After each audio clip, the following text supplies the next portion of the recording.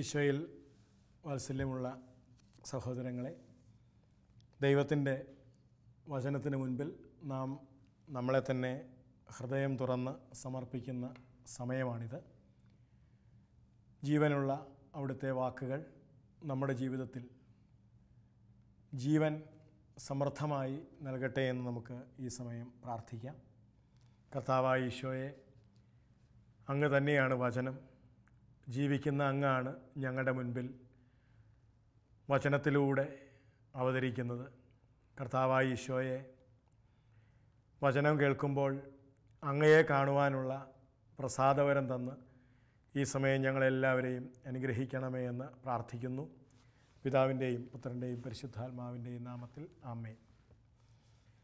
പ്രിയമുള്ളവരെ, യോഹന്നാൻ്റെ സുവിശേഷം 5-ാം അധ്യായത്തിൻ്റെ 40-ാമത്തെ തിരുവചനമാണ് നമ്മുടെ ഇന്നത്തെ ചിന്താവിഷയം. 40-ാമത്തെ വാക്യം ഇങ്ങനെയാണ്: എന്നിട്ടും നിങ്ങൾക്ക് ജീവൻ ഉണ്ടാകേണ്ടതിന് എൻ്റെ അടുത്തേക്ക് വരാൻ നിങ്ങൾ വിസമ്മതിക്കുന്നു. 3 കാര്യങ്ങളാണ് ഈ വചനഭാഗത്ത് ശ്രദ്ധേയമായിട്ടുള്ളത്. ഒന്ന്, നമ്മൾ വിസമ്മതിക്കുന്നു. എന്തിനാണ് വിസമ്മതിക്കുന്നത്?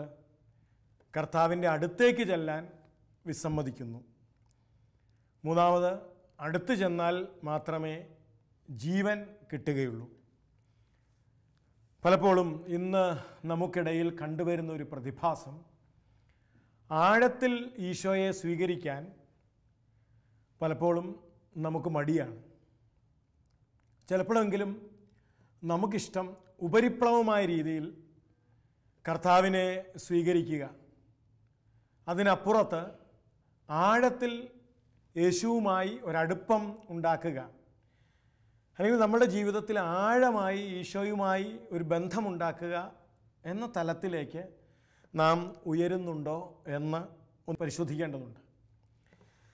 പ്രിയപ്പെട്ടവരെ, നമുക്കറിയാം, തിരുവചനത്തിൽ നമ്മൾ കണ്ടുമുട്ടുന്ന ഉദാഹരണം പൗലോസ് അപ്പോസ്തലൻ്റെ ജീവിതത്തിലേക്ക് നമ്മൾ പ്രവേശിച്ചാൽ, പൗലോസ് അപ്പോസ്തലൻ്റെ ജീവിതത്തിൽ കർത്താവിനെ കണ്ടുമുട്ടുക എന്നൊരാദ്യ അനുഭവം ഉണ്ടാകുന്നുണ്ട്. ഡമാസ്കസ് സംഭവത്തിലൂടെ നമുക്കറിയാം, ഒരു വിശേഷാൽ കണ്ടുമുട്ടൽ. അന്നുവരെ താൻ ആരെ എതിർത്തിരുന്നുവോ ആ വ്യക്തിയുമായിട്ട് വളരെ സവിശേഷപരമായ ഒരനുഭവം, ഒരു കണ്ടുമുട്ടൽ പൗലോസ് അപ്പോസ്തലൻ്റെ ജീവിതത്തിൽ നടക്കുന്നുണ്ട്. അപ്പോസ്തല പ്രവർത്തനം 6-ാം അധ്യായത്തിലും മറ്റും നമ്മൾ അത് വർണ്ണിക്കുന്നുണ്ട്. അപ്പോൾ ഈ കണ്ടുമുട്ടൽ എല്ലാവരുടെയും ജീവിതത്തിൽ യേശുവുമായിട്ട് നടക്കേണ്ട ഒന്നാണ്. യേശുവുമായി എല്ലാവരും കണ്ടുമുട്ടണം. അതിന് വലിയ ആഴങ്ങൾ ഒന്നും ഉണ്ടാകണമെന്നൊരു നിർബന്ധവുമില്ല. അതൊരു കണ്ടുമുട്ടലാണ്. ഈ കണ്ടുമുട്ടലിൻ്റെ തലത്തിൽ നിന്ന് കുറച്ചുകൂടി നമ്മൾ യേശുവിൽ വളരുക എന്നത്, ഗ്രോയിങ് ഇൻ ക്രൈസ്റ്റ്, യേശു ക്രിസ്തുവിൽ വളരുക എന്ന തലത്തിലേക്ക്, അതാണ് കത്തോലിക്ക ജീവിതം. കത്തോലിക്ക ജീവിതം ഒരിക്കലും ഈശോയുമായിട്ടുള്ളൊരു ബന്ധത്തിൻ്റെ തൊലിപ്പുറത്തുള്ള തലത്തിൽ, ഉപരിപ്ലവമായ തലത്തിൽ നിൽക്കുന്ന ഒന്നല്ല കത്തോലിക്ക ജീവിതം. പകരം നമ്മളുടെ ജീവിതം യേശു ക്രിസ്തുവിൽ വളരുകയാണ്. നമുക്ക് വളരെ പരിചിതമായൊരു തിരുവചന ഭാഗം ഈ സമയം നമ്മുടെ ശ്രദ്ധയിൽ വരണം. വിശുദ്ധ യോഹന്നാൻ്റെ സുവിശേഷം 1-ാം അധ്യായത്തിൻ്റെ 12-ാമത്തെ തിരുവചനം. വാക്യം ഇങ്ങനെയാണ്. 11 മുതൽ വായിച്ചാൽ, അവൻ സ്വജനത്തിൻ്റെ അടുത്തേക്ക് വന്നു, എന്നാൽ അവർ അവനെ സ്വീകരിച്ചില്ല. അവൻ സ്വജനത്തിൻ്റെ അടുത്തേക്ക് വന്നു, എന്നാൽ അവർ അവനെ സ്വീകരിച്ചില്ല. ഈ സ്വീകരിച്ചില്ല എന്ന് പറയുമ്പോൾ നമ്മൾ ഈശോയുടെ പരസ്യജീവിത കാലത്തോർക്കണം, ധാരാളം ആളുകൾ അവൻ്റെ കൂടെ കൂടിയിരുന്നു എന്ന് വചനം പറയുന്നുണ്ട്. അവൻ്റെ അത്ഭുതങ്ങൾ കണ്ട് ആ കൂട്ടത്തോടൊപ്പം ധാരാളം പേർ ഒത്തിരി പേർക്ക് അവനെ ഇഷ്ടമായിരുന്നു. നസറായനെ ഒത്തിരി പേർക്ക് ഇഷ്ടമായിരുന്നു. അതുകൊണ്ടാണ് അവനെ അന്വേഷിച്ച് വരെ പോകുന്നുണ്ട്. അപ്പം സ്വീകരിച്ചില്ല എന്നതിൻ്റെ അർത്ഥം ഒരുപക്ഷെ അവരവനെ അവരുടെ നാട്ടിൽ കയറ്റിയില്ല എന്നോ വീട്ടിൽ കയറ്റിയില്ല എന്നോ ഒന്നുമല്ല. അവൻ്റെ അത്ഭുത പ്രവർത്തനങ്ങളിൽ അവർ പങ്കുകൊണ്ടു, അതിൻ്റെ ഫലം അവർ അനുഭവിച്ചു. അപ്പം വർദ്ധിപ്പിച്ചപ്പോൾ അത് തിന്നവരുടെ എണ്ണം വളരെ കൂടുതലായിരുന്നു എന്ന് തിരുവചനം തന്നെ. 5000-ഓളം പുരുഷന്മാർ.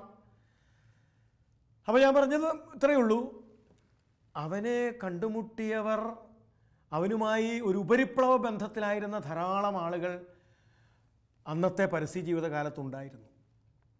പക്ഷേ യോഹന്നയുടെ സുവിശേഷം 1-ാം അധ്യായത്തിൻ്റെ 12-ാമത്തെ വാക്യം പറഞ്ഞത് അങ്ങനെ ഒരു ഉപരിപ്ലവ ബന്ധത്തിൽ മനുഷ്യരുമായി തൊലിപ്പുറത്തുള്ളൊരു ബന്ധം സ്ഥാപിക്കാനല്ല കർത്താവായ ഈശോ ഈ പ്രപഞ്ചത്തിലേക്ക് വന്നത്. അതുകൊണ്ടാണ് തിരുവചനത്തിൽ നമ്മൾ വായിക്കുന്നത്, അവൻ സ്വജനത്തിൻ്റെ അടുത്തേക്ക് വന്നു, എന്നാൽ അവർ അവനെ സ്വീകരിച്ചില്ല. അവനെ സ്വീകരിച്ചില്ല എന്ന് പറയുമ്പോൾ അവർ അവനെ ആഴത്തിൽ സ്വീകരിച്ചില്ല, അവർ അവനെ സ്വീകരിക്കേണ്ടതുപോലെ സ്വീകരിച്ചില്ല. പ്രിയപ്പെട്ടവരെ, കർത്താവായ യേശുക്രിസ്തുവിനെ നാം എത്രത്തോളം ആഴത്തിലാണ് സ്വീകരിച്ചിരിക്കുന്നത്? 1-ാം അധ്യായത്തിൻ്റെ 12-ാമത്തെ വാക്യം ഇങ്ങനെയാണ്, എന്നാൽ ചിലർ അവനെ സ്വീകരിച്ചു. എങ്ങനെ സ്വീകരിച്ചു? വളരെ ആഴത്തിൽ സ്വീകരിച്ചു. യേശുക്രിസ്തു ആഴത്തിൽ സ്വീകരിക്കപ്പെടേണ്ട വ്യക്തിയാണ് ഒരാളുടെ ജീവിതത്തിൽ. അല്ലാതെ യേശുക്രിസ്തു കേവലം ഉപരിപ്ലവമായ തലത്തിൽ ഒരാളുടെ വ്യക്തി ജീവിതത്തിൽ നിലകൊണ്ടാൽ പോരാ. അതുകൊണ്ടാണ് ഇങ്ങനെ എഴുതിയിരിക്കുന്നത്, അവനെ സ്വീകരിച്ചവർക്കെല്ലാം. എനിക്കൊന്ന് നമ്മൾ അതിനെ അല്പം കൂടി ഗൗരവത്തിൽ ഇങ്ങനെ വായിക്കണം, അവനെ ആഴത്തിൽ സ്വീകരിച്ചവർക്കെല്ലാം. അത് തിരുവചനത്തിൻ്റെ വാക്കാണ്, ആഴം. ആഴത്തിലേക്ക് നീക്കി വലയിറക്കുക. അതുകൊണ്ട് നമ്മളതിനെ ഇങ്ങനെ വായിക്കണം, അവനെ, യേശുക്രിസ്തുവിനെ ആഴത്തിൽ സ്വീകരിച്ചവർക്കെല്ലാം, അവൻ്റെ നാമത്തിൽ ആഴമായി വിശ്വസിച്ചവർക്കെല്ലാം ദൈവമക്കളാകാനുള്ള കഴിവും സ്വാതന്ത്ര്യവും അവൻ നൽകി. അപ്പോൾ ഇതിനിങ്ങനെയും കൂടി നമ്മൾ അതിനെ കാണണം. ഒരാൾ യേശുക്രിസ്തുവിനെ ആഴത്തിൽ സ്വീകരിച്ചിട്ടില്ലെങ്കിൽ അയാൾക്കൊരിക്കലും ദൈവമക്കളുടെ സ്വാതന്ത്ര്യം അനുഭവിക്കാനും അവകാശപ്പെടാനും സാധിക്കുകയില്ല. ഇനി നമുക്ക് പൗലോസ് അപ്പോസ്തലന്റെ ജീവിതത്തിലേക്ക് വരാം. പൗലോസ് അപ്പോസ്തലൻ കർത്താവായ യേശുക്രിസ്തുവിനെ കണ്ടുമുട്ടി ഉപരിപ്ലവ തലത്തിൽ അവനെ നിർത്തുക അല്ല ചെയ്തത്. അതുകൊണ്ടാണ് റോമാലേഖനത്തിൽ 7-ാം അധ്യായത്തിൽ വിശുദ്ധ പൗലോസ് ലീഹായുടെ വലിയൊരു നൊമ്പരം നമ്മൾ വായിക്കുന്നുണ്ട്. എന്താണ് പൗലോസ് ലീഹായുടെ കരച്ചിൽ? പൗലോസ് ലീഹായുടെ കരച്ചിൽ കേവലം ഭൗതികമായ എന്തെങ്കിലും ദാനങ്ങൾ തനിക്ക് ലഭിച്ചില്ല എന്ന് പറഞ്ഞ് കരയുന്നൊരു വ്യക്തിയല്ല പൗലോസ്.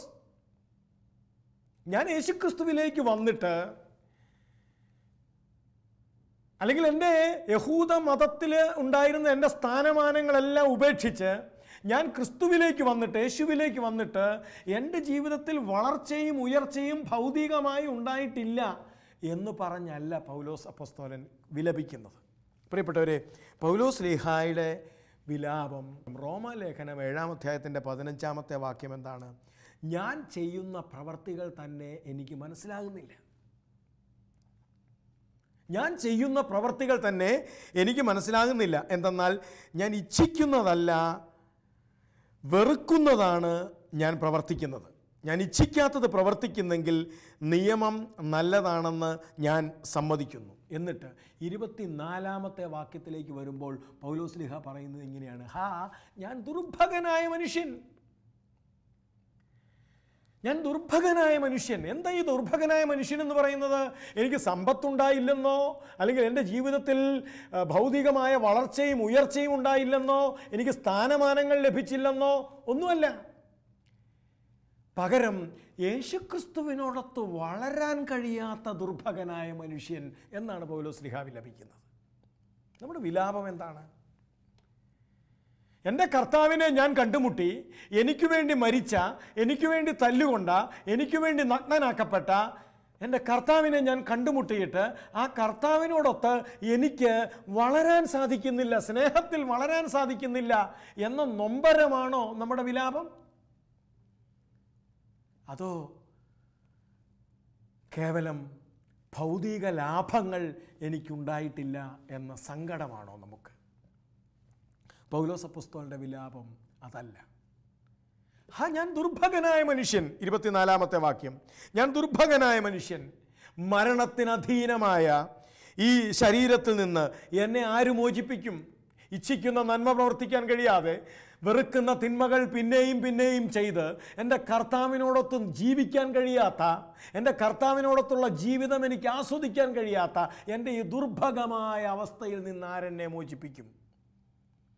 അപ്പോൾ പ്രിയപ്പെട്ടവരെ, പൗലോസ് അപ്പോസ്തലൻ്റെ നൊമ്പരം യേശുക്രിസ്തുവുമായി ആഴത്തിൽ, ക്രിസ്തുവിൽ ആഴത്തിൽ വളരാൻ കഴിയാത്തതിൻ്റെ ദുഃഖമാണ് അവിടെ. അതിനു മുൻപ് 6-ാം അധ്യായത്തിൽ നമ്മൾ ഇപ്രകാരം വായിക്കുന്നുണ്ട്. 6-ാം അധ്യായത്തിൻ്റെ 3-ാമത്തെ വാക്യം, യേശുക്രിസ്തുവിനോട് ഐക്യപ്പെടാൻ വേണ്ടി ജ്ഞാനസ്നാനം സ്വീകരിച്ച നാം എല്ലാവരും അവൻ്റെ മരണത്തോട് ആണ് ഐക്യപ്പെട്ടിരിക്കുന്നത്. അവൻ്റെ മരണത്തോട് ഐക്യപ്പെടാനാണ് ജ്ഞാനസ്നാനം സ്വീകരിച്ചത് എന്ന് നമുക്കറിഞ്ഞുകൂടെ? എന്നിട്ട് അവനോടൊന്നിച്ച് പുതിയ ജീവിതം നയിക്കേണ്ടതിന് നമ്മൾ അവനോടുകൂടി സംസ്കരിക്കപ്പെട്ടു. പ്രിയപ്പെട്ടവരെ, അപ്പോൾ എന്താണ് ഒരു വ്യക്തിയുടെ ജീവിതത്തിൽ കർത്താവിനോടൊത്ത് സഹിക്കുകയും കർത്താവിനോടൊത്ത് പീഡ അനുഭവിക്കുകയും കർത്താവിനോടൊത്ത് മരിക്കുകയും കർത്താവിനോടൊത്ത് സംസ്കരിക്കപ്പെടുകയും കർത്താവിനോടൊത്ത് ഉയർപ്പിക്കപ്പെടുകയും ചെയ്യുന്ന അനുഭവം ഒരു വ്യക്തിക്ക് ഉണ്ടാവണം. ഇതാണ് ക്രിസ്തുവിലുള്ള ജീവിതം. ഇതാണ് നമ്മളൊക്കെയും നമ്മുടെ ഭാഗത്ത് നിന്ന് ഉണ്ടാകേണ്ടത്. അല്ലാതെ നമ്മുടെ കേവലം ഭൗതികമായ അനുഗ്രഹങ്ങൾക്കുള്ള വഴിയായി ക്രിസ്തുവിനെ കാണുന്ന അപകടം പിടിച്ച ജീവിതത്തിൽ നിന്ന് പ്രിയപ്പെട്ടവരെ നമ്മൾ തിരിച്ചു വരണം. പകരം പൗലോസ്ലീഹ ഇവിടെ ഉപയോഗിക്കുന്ന, റോമാലേഖനം 6-ാം അധ്യായത്തിൽ പൗലോസ്ലീഹ ഉപയോഗിക്കുന്ന വളരെ സുന്ദരമായ പദങ്ങളുണ്ട്. ക്രിസ്തുവിനോട് ഐക്യപ്പെടണം. എന്താ ക്രിസ്തുവിനോട് ഐക്യപ്പെടുക എന്ന് പറഞ്ഞാൽ? അവൻ്റെ പീഡാനുഭവങ്ങളോട് ഞാൻ എൻ്റെ ജീവിതം കൊണ്ട് ഐക്യപ്പെടണം. അവൻ്റെ മരണത്തോട് ഞാൻ എൻ്റെ ജീവിതം കൊണ്ട് ഐക്യപ്പെടണം. അവൻ്റെ സംസ്കാരത്തോട് ഞാൻ എൻ്റെ ജീവിതം കൊണ്ട് ഐക്യപ്പെടണം. അവൻ്റെ ഉയർപ്പിനോട് ഞാൻ എൻ്റെ ജീവിതം കൊണ്ട് ഐക്യപ്പെടണം. ഇതാണ് യേശുക്രിസ്തുവിൽ ഒരാൾ ജീവിക്കുക എന്ന് പറയുന്നത്. ഇതിൽ കുറഞ്ഞ ഒരു ജീവിതം പ്രിയപ്പെട്ടവരെ ക്രൈസ്തവ ജീവിതം അല്ല. ഇതിൽ കുറഞ്ഞൊരു ജീവിതം. ഇത് സംഭവിക്കാൻ, എൻ്റെ കർത്താവിനോടൊത്ത് മരിക്കാൻ കിട്ടുന്ന സമയങ്ങളിൽ എനിക്ക് മരിക്കാൻ, എൻ്റെ കർത്താവിനോടൊത്ത് മരിക്കാൻ, ഒരുപക്ഷെ എൻ്റെ ശരീരത്തെ കീഴടക്കി, എൻ്റെ വികാരങ്ങളെ കീഴടക്കി എനിക്കൊന്ന് മരിക്കാൻ, എൻ്റെ കർത്താവിനോടൊത്ത് മരിക്കാൻ കിട്ടുന്ന സമയങ്ങൾ പാഴായി പോകുന്നല്ലോ. അവിടെ മരിക്കാതെ എൻ്റെ അഹങ്കാരം എന്നെ തല ഉയർത്തിപ്പിടിച്ച് നിൽക്കുന്നു. തോൽക്കാൻ കിട്ടുന്ന അവസരങ്ങൾ എനിക്ക് തോൽക്കാൻ പറ്റണില്ല. ഈ നൊമ്പരമാണ് പൗലോസ്ലീഹ 7-ാം അധ്യായത്തിൽ വിലാപമാക്കി ഉയർത്തുന്നത്.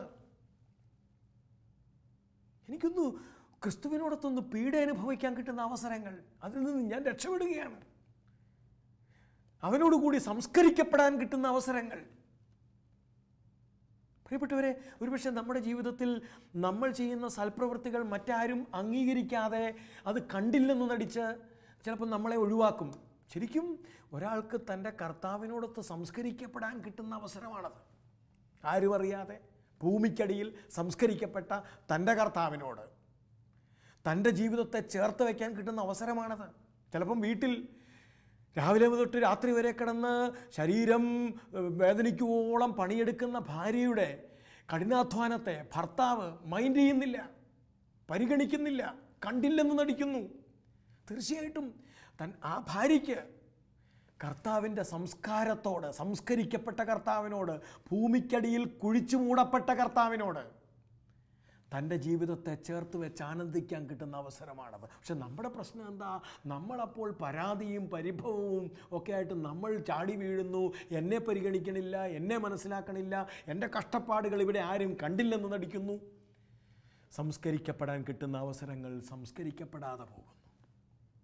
ചെറുതാവാൻ കിട്ടുന്ന അവസരങ്ങൾ, ശൂന്യവൽക്കരിക്കപ്പെടാൻ കിട്ടുന്ന അവസരങ്ങൾ നമ്മുടെ ജീവിതത്തിൽ പ്രിയപ്പെട്ടവരങ്ങനെ കർത്താവിനോടൊത്ത് എനിക്ക് ജീവിക്കാൻ കഴിയാത്തതിൻ്റെ നൊമ്പരം ആണ് പൗലോസ്ലീഹ തൻ്റെ വിലാപമാക്കി ഉയർത്തുന്നത്. ഞാൻ ദുർഭഗനായ മനുഷ്യൻ, എൻ്റെ കർത്താവിനോടൊത്ത് എനിക്ക് മരിക്കാൻ പറ്റണില്ലല്ലോ എന്ന്. നമ്മൾ മുമ്പോട്ട് വായിക്കുമ്പോൾ പൗലോസ്ലീഹ സാവകാശം ഈ കർത്താവിൽ രൂപപ്പെടുന്നത്, പ്രിയപ്പെട്ടവരെ, ഒരുപക്ഷെ നമ്മുടെ ജീവിതത്തിൽ നമ്മൾ കർത്താവിനെ കണ്ടുമുട്ടുമ്പോൾ ഈ ലോകത്തിലുള്ള പല വൈകല്യങ്ങൾക്കും ഈ ലോകത്തിൻ്റെ സ്റ്റാൻഡേർഡിനൊത്ത് ജീവിച്ചുമൊക്കെ നമ്മൾ ചിലപ്പോൾ അടിമത്തത്തിലാവാം.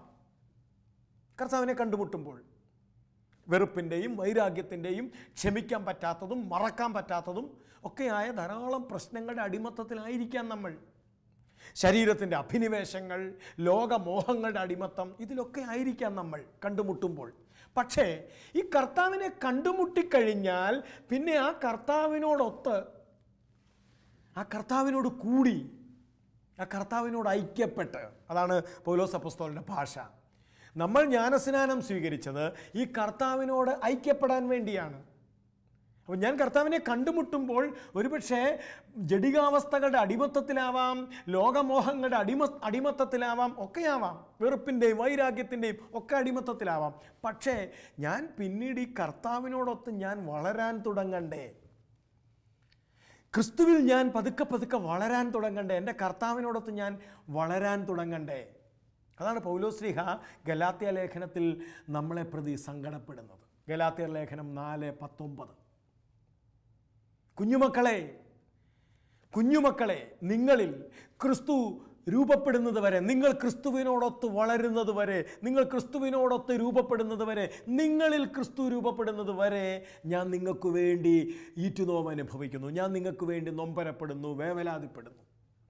അപ്പോൾ നമ്മളിൽ ക്രിസ്തു രൂപപ്പെടണം, അതല്ല നമ്മൾ ക്രിസ്തുവിൽ വളരണം. ഗ്രോയിങ് ഇൻ ക്രൈസ്റ്റ്, യേശു ക്രിസ്തുവിൽ നമ്മൾ വളരണം. നമുക്ക് പൗലോസ് അപ്പോസ്തലന്റെ ജീവിതത്തിലൂടെ മുമ്പോട്ട് പോകുമ്പോൾ വളരെ സുന്ദരമായിട്ട് ഈ കാര്യങ്ങൾ പൗലോസ് അപ്പോസ്തലന്റെ ജീവിതത്തിൽ ഈ വളർച്ചയുടെ പടികൾ നമുക്ക് കാണാം. ഗലാത്യ ലേഖനം 2-ാം അധ്യായം 19 മുതലുള്ള വാക്യങ്ങൾ കുറച്ചുകൂടി ശ്രദ്ധേയമാണ്. 19, എന്തെന്നാൽ ദൈവത്തിനായി ഞാൻ ജീവിക്കേണ്ടതിന്. കണ്ടോ, എൻ്റെ ജീവിതം ദൈവത്തിനായിട്ടാണ്, ഞാൻ ജീവിക്കേണ്ടത് ദൈവത്തിനായിട്ടാണ്, മറ്റാർക്കും വേണ്ടിയല്ല ഞാനിവിടെ ജീവിക്കേണ്ടത്. പൗലോസ് അപ്പോസ്തലൻ അതുവരെ ജീവിച്ചത് മറ്റാർക്കോ വേണ്ടിയാണ്. ഒരുപക്ഷേ യഹൂദ മതത്തിൻ്റെ നേതാക്കന്മാർക്ക് വേണ്ടി ജീവിച്ചയാളാണ് പൗലോസ്.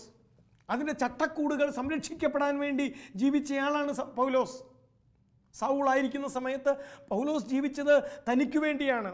ഒരുപക്ഷേ തനിക്കുണ്ടാകാവുന്ന വളർച്ചയ്ക്ക് വേണ്ടി, 10 നസ്രായനെ കൊന്നൊടുക്കി കഴിയുമ്പോൾ തനിക്ക് കിട്ടാവുന്ന ഉയർച്ച, വളർച്ച, തനിക്ക് വേണ്ടിയാണ് ജീവിച്ചത്. അല്ലെങ്കിൽ അദ്ദേഹം ജീവിച്ചത് ചില ചട്ടക്കൂടുകൾക്ക് വേണ്ടിയാണ് ജീവിച്ചത്. ഇപ്പോൾ പൗലോസ് അപ്പോസ്തലന്റെ ഭാഷ മാറി. 19-ാമത്തെ വാക്യം, ഗലാത്യ ലേഖനം 2-ാം അധ്യായത്തിൻ്റെ 19-ാമത്തെ വാക്യം. ഇപ്പോൾ ഞാൻ ജീവിക്കുന്നത് എൻ്റെ കർത്താവിന് വേണ്ടിയാണ്. പ്രിയപ്പെട്ടവരെ, നമ്മൾ ഈ വചനം ചിന്തിപ്പിക്കണം. ഞാൻ ജീവിക്കുന്നത് ആർക്കു വേണ്ടിയാണ്? ഞാൻ ജീവിക്കുന്നത് ആർക്കു വേണ്ടിയാണ്? വളരെ സുന്ദരവും ആലങ്കാരികവുമായ ഭാഷയിലൊക്കെ നമ്മൾ പലതും പറയും. മക്കൾക്ക് വേണ്ടി ജീവിക്കുന്നു, മാതാപിതാക്കൾക്ക് വേണ്ടി ജീവിക്കുന്നു, സമൂഹത്തിന് വേണ്ടി ജീവിക്കുന്നു, എല്ലാം ശരിയാണ്, വേണ്ടതുമാണ്. പക്ഷേ അടിസ്ഥാനപരമായി ഞാൻ ജീവിക്കുന്നത് എൻ്റെ കർത്താവിന് വേണ്ടിയാണോ? എനിക്ക് വേണ്ടി തല്ലുകൊണ്ട, എനിക്ക് വേണ്ടി മുഖത്ത് തുപ്പലേറ്റ, എനിക്ക് വേണ്ടി വിവസ്ത്രനാക്കപ്പെട്ട, എനിക്ക് വേണ്ടി നൂൽബന്ധമില്ലാതെ കുരിശിൽ കെട്ടിത്തൂക്കപ്പെട്ട, എനിക്ക് വേണ്ടി പിടഞ്ഞു മരിച്ച ആ 33കാരന് വേണ്ടിയാണോ എൻ്റെ ജീവിതം? ആണ് ഞാൻ ക്രിസ്തുവിൽ ജീവിക്കുക. അപ്പം ഞാൻ തീരുമാനങ്ങൾ എടുക്കുന്നത്, എൻ്റെ ശൈലി മാറും. എൻ്റെ കർത്താവിൽ ജീവിക്കുക, എൻ്റെ കർത്താവിന് വേണ്ടി ജീവിക്കുക. ഗലാത്യ ലേഖനം 2-ാം അധ്യായത്തിൻ്റെ 20-ാമത്തെ വാക്യം, ഞാൻ ക്രിസ്തുവിനോടുകൂടെ ക്രൂശിതനായിരിക്കുന്നു. അതാണ് പൗലോസ് ശ്ലീഹായുടെ അവബോധം. ഇത് വെറും കണ്ടുമുട്ടൽ, വെറും ഉപരിപ്ലവ ഭക്തിയുടെ തലത്തിൽ നിൽക്കണ പൗലോസ് അല്ല ഇത്. ഒരിക്കൽ കരഞ്ഞ പൗലോസും അല്ല ഇത്. ഒരിക്കൽ കരഞ്ഞില്ലേ, എനിക്കെൻ്റെ കർത്താവിനോട് കൂടെ മരിക്കാൻ പറ്റണില്ല, എനിക്കെൻ്റെ കർത്താവിനോട് കൂടെ സംസ്കരിക്കപ്പെടാൻ കിട്ടുന്ന അവസരങ്ങൾ എനിക്ക് പറ്റണില്ലെന്ന് പറഞ്ഞ പൗലോസ് അല്ല ഇപ്പം. പൗലോസ് യേശുക്രിസ്തുവിൽ വളരുകയാണ്. എന്താ പൗലോസ് അപ്പോസ്തലൻ ഇവിടെ പറഞ്ഞത്? ഞാൻ ക്രിസ്തുവിനോടുകൂടി ക്രൂശിക്കപ്പെട്ടിരിക്കുകയാണ്. ഞാൻ എൻ്റെ കർത്താവിൻ്റെ കുരിശിനോടുകൂടി ചേർത്ത് ഞാൻ ക്രൂശിക്കപ്പെട്ടിരിക്കുന്നയാളാണ്. ഇതാണ് പ്രിയപ്പെട്ടവരെ നമുക്ക് ക്രിസ്തുവിൽ വളരുമ്പോൾ ഉണ്ടാകേണ്ട അടിസ്ഥാനപരമായ അവബോധം. കുരിശ് വേറെയും ഞാൻ ഇവിടെയുമല്ല. കുരിശെനിക്കൊരു സഹന കേന്ദ്രവും ഒരാരാധനാ ബിന്ദുവും ഞാനിവിടെയുമല്ല. പൗലോസ് അപ്പോസ്തലൻ്റെ അവബോധം ഇതാണ്: ഞാൻ എൻ്റെ കർത്താവിനോട് കൂടി ക്രൂശിക്കപ്പെട്ടിരിക്കുന്നു. അതാണ് എനിക്ക് ക്രിസ്തു, അതാണ് എനിക്ക് ക്രിസ്തുവിൻ്റെ കുരിശ്. ഞാൻ എൻ്റെ കർത്താവിനോട് കൂടി ക്രൂശിക്കപ്പെട്ടിരിക്കുന്നു. എന്നിട്ട് അങ്ങനെ ക്രൂശിക്കപ്പെട്ടിരിക്കുന്നത് കൊണ്ട് ഇനി ഞാനല്ല എന്നിൽ ജീവിക്കുന്നത്. പ്രിയപ്പെട്ടവർ, ഇവിടെ സ്നാപകൻ്റെ വാക്കുകൾ നമ്മുടെ ഉള്ളിൽ വരണം. എന്താ സ്നാപകൻ പറഞ്ഞേ? അവൻ വളരട്ടെ, ഞാൻ കുറയട്ടെ എന്ന്. ഇവിടെ പൗലോസ്ലീഹ ക്രിസ്തുവിൽ രൂപപ്പെടുകയാണ്. ഇനി ഞാനല്ല, എൻ്റെ ഇഷ്ടവും എൻ്റെ അഭിനിവേശങ്ങളും എൻ്റെ സ്വപ്നങ്ങളും ഒക്കെ അല്ല എന്നിൽ വളരുന്നത്. എൻ്റെ കർത്താവിനോട് കൂടി ഞാൻ ക്രൂശിതനായിരിക്കുന്നു. ഇനി ഞാനല്ല എന്നിൽ ജീവിക്കുന്നത്, പകരം എൻ്റെ കർത്താവാണ്. ഒരാൾ അയാളുടെ ജീവിതത്തെ ക്രിസ്തുവിന് അടിയറ വെച്ചതിൻ്റെ ബാക്കി പത്രമാണിത്.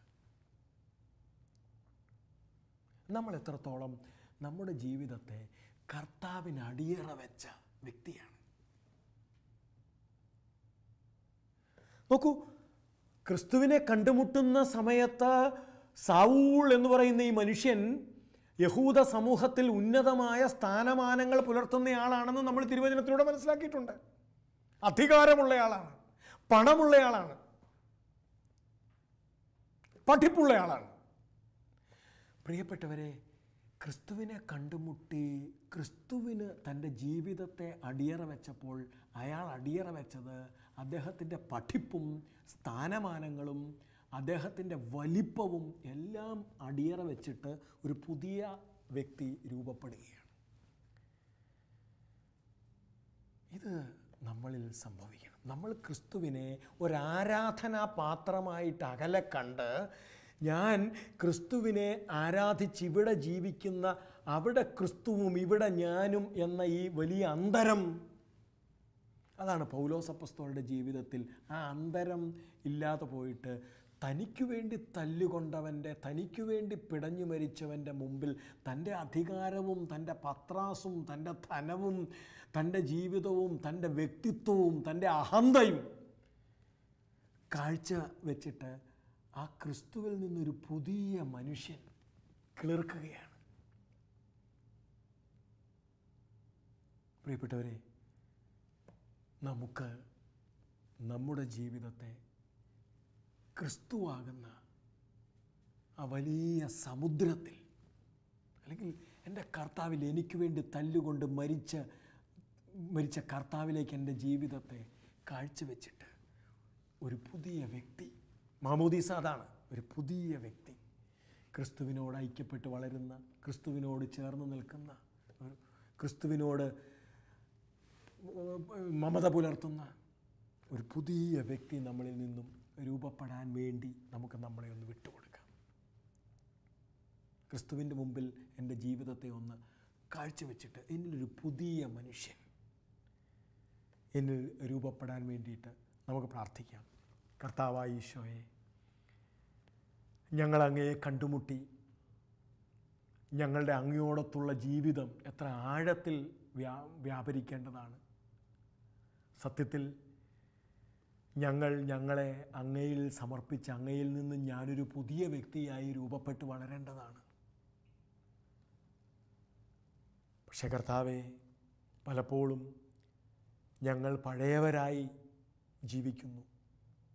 പഴയ തോൽക്കുടങ്ങളിൽ പുതിയ വീഞ്ഞൊഴിച്ചു വയ്ക്കുന്ന, പഴയ തുണിയോട് പുതിയ തുണിക്കഷ്ണം കൂട്ടിച്ചേർത്ത് പിടിപ്പിക്കുന്ന ലാഘവമുള്ള ആ കാര്യമാണ് ഞങ്ങൾ ചെയ്യാൻ ഇഷ്ടപ്പെടുന്നത്. കർത്താവേ, ഞങ്ങളിലെ പഴയ മനുഷ്യൻ പാടെ അങ്ങയോടൊത്ത് മരിച്ച് ഒരു പുതിയ വ്യക്തി ഞങ്ങളിൽ ഉയർത്തെഴുന്നേറ്റ് ഞങ്ങൾ പുതിയവരായി ജീവിക്കാൻ ഉള്ള വലിയ കൃപയ്ക്ക് വേണ്ടി ഞങ്ങൾ ഈ സമയം പ്രാർത്ഥിക്കുന്നു. പിതാവിൻ്റെയും പുത്രൻ്റെയും പരിശുദ്ധാത്മാവിൻ്റെയും നാമത്തിൽ ആമേൻ.